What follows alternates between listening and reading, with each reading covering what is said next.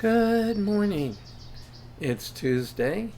It's July 21st, and our reading is from Matthew 5:20, and it says, "For I tell you, unless your righteousness surpasses that of the scribes and the Pharisees, you will never enter the kingdom of heaven." Okay, so there's two ways to get to heaven. One is that you've been perfect since the moment you were born. Never sinned, never made a mistake, we're always perfect. No chance of that ever happening. So really, there's only one way. And that's really the point that's being made here when it says, unless your righteousness surpasses. The fact is, it can't. Which means there's only one way to enter into heaven. And that is to trust the Lord, to trust for Christ's payment for your sin, to understand that our salvation isn't about us, it's about God. And we've mentioned before, that also means we can't lose it because we can't do anything to earn it and we can't do anything to keep it.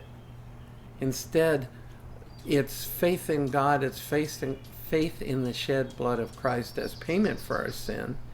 And it's dependency on the Holy Spirit who allows us, who empowers us, who lives through us to cause us to be able to live as God's called us to live. So, that's the blessing, that we are who we're called to be in dependency on Him.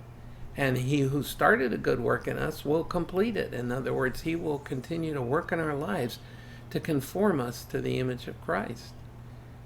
And that's the hope that we have to offer to those around us who don't know Him, who aren't saved. And that's the only hope for this world. And that's the only hope for this nation, is Christ. And yes, every nation turns from God if it's ever known Him to begin with. And every nation falls. And the day will come when Christ will return and set up His own nation, which will be over the entire world. Meanwhile, we know that we are secure in Him.